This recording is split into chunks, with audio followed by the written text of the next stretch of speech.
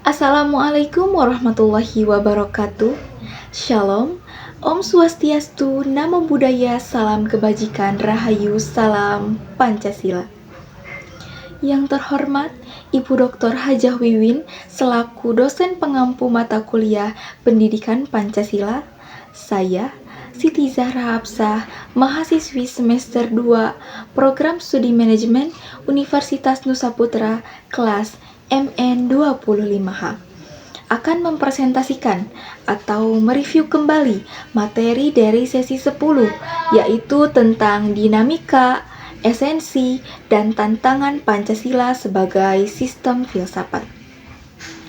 Baik, yang pertama ada pengertian Pancasila sebagai sistem filsafat. Pancasila adalah dasar pemikiran bangsa Indonesia. Pancasila tentu harus menjadi landasan berpikir dalam menentukan arah kehidupan bangsa Indonesia. Semua kebijakan dan aturan-aturan negara seharusnya berpedoman pada nilai-nilai Pancasila itu sendiri. Kemudian, setiap sila saling berhubungan dan tidak dapat dipisahkan. Tentu, kelima sila itu tidak bisa dipisahkan satu sama lain. Setiap sila saling melengkapi untuk membentuk satu kesatuan nilai yang utuh sebagai Pancasila. Kemudian, yang terakhir, Pancasila menjadi pedoman kehidupan berbangsa dan bernegara.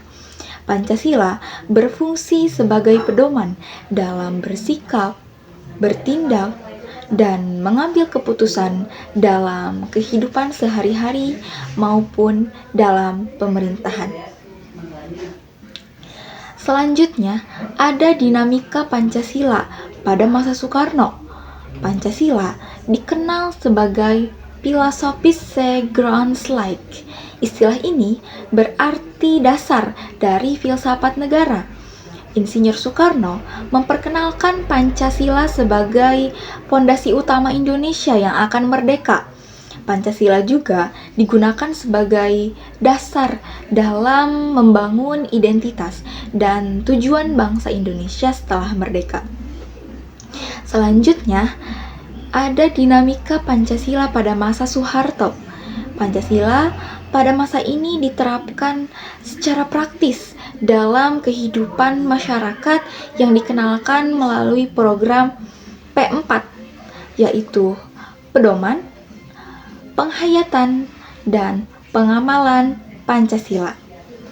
Program P4 ini bertujuan agar nilai-nilai Pancasila dipahami dan diterapkan oleh seluruh rakyat Indonesia.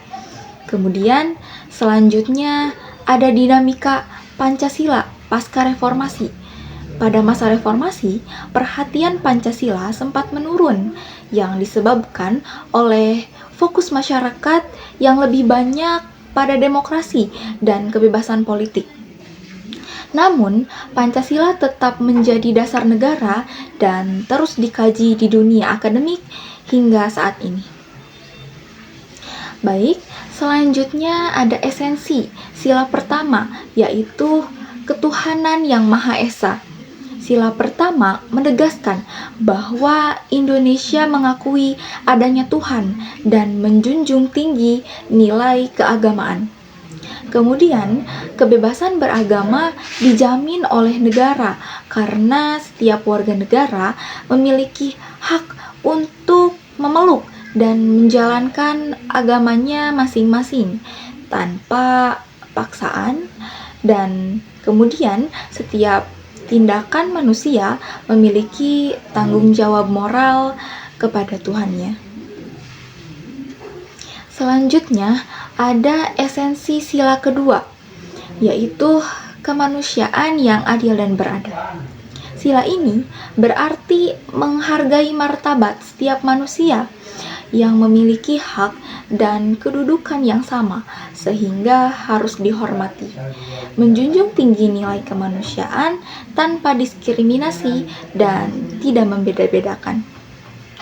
Manusia adalah makhluk individu sekaligus makhluk sosial.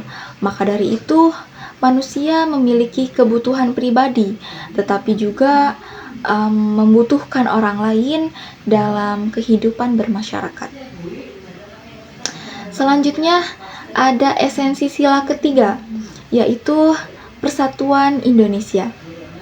Sila ini mengutamakan kepentingan bangsa di atas kepentingan pribadi atau kelompok, menumbuhkan rasa cinta tanah air dan menjaga persatuan dalam keberagaman yang walaupun kita berbeda suku, agama, dan budaya, kita tetap satu sebagai bangsa Indonesia. Selanjutnya, ada esensi sila keempat, yaitu kerakyatan yang dipimpin oleh hikmat kebijaksanaan dalam permusyawaratan perwakilan. Sila ini mengutamakan musyawarah dalam mengambil keputusan dan saling menghargai pendapat orang lain. Dalam mengambil keputusan, kita harus mengutamakan diskusi agar mendapatkan hasil yang disepakati, dan setiap orang berhak menyampaikan pendapatnya dan harus dihargai.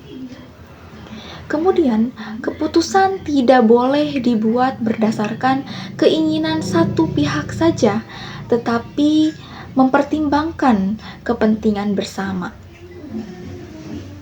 Dan yang terakhir, ada esensi sila kelima, yaitu keadilan sosial bagi seluruh rakyat Indonesia. Semua warga negara memiliki hak dan kewajiban yang sama, dan keadilan harus dirasakan oleh seluruh masyarakat. Setiap warga negara memiliki kesempatan yang sama untuk memperoleh pendidikan, pekerjaan, dan pelayanan publik. Kemudian negara harus berupaya meningkatkan kesejahteraan seluruh rakyat Indonesia. Selanjutnya, ada tantangan Pancasila di era modern. Masuknya budaya asing dapat mempengaruhi pola pikir dan perilaku masyarakat. Banyak orang lebih mementingkan kepentingan pribadi dibandingkan kepentingan bersama. Kemudian, nilai kerjasama yang menjadi ciri bangsa Indonesia mulai berkurang, dan informasi yang beredar di media sosial tidak semuanya sesuai dengan nilai-nilai Pancasila, sehingga dengan tantangan-tantangan tersebut, ayo kita mulai hadapi ini dengan terus menerapkan Pancasila di kehidupan sehari-hari. Selanjutnya, ada Pancasila di tangan ideologi dunia. Pertama, ada kapitalisme yang menekankan kebebasan individu dan kepentingan ekonomi menjadi fokus utama. Yang kedua, ada komunisme yang menempatkan negara sebagai pihak yang mengatur hampir seluruh aspek kehidupan masyarakat dan kepemilikan bersama lebih diutamakan.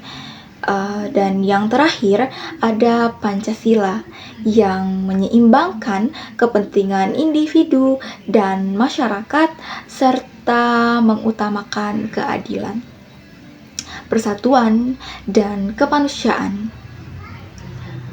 Baik, sebagai simpulan dari materi ini adalah Pancasila sebagai sistem filsafat merupakan pedoman hidup bagi bangsa Indonesia yang berisi nilai ketuhanan, kemanusiaan, persatuan, kerakyatan, dan keadilan. Meskipun menghadapi berbagai tantangan di era modern, Pancasila tetap relevan sebagai dasar dalam menjaga persatuan, keharmonisan, dan kehidupan berbangsa yang lebih baik. Mungkin hanya itu saja yang dapat saya sampaikan dari materi sesi 10 ini. Mohon maaf jika terdapat kesalahan dalam penyampaiannya. Terima kasih atas perhatiannya. Wassalamualaikum warahmatullahi wabarakatuh. Shalom. Om Santi Santi Santi Om, Namo Buddhaya, salam kebajikan, Rahayu, salam Pancasila.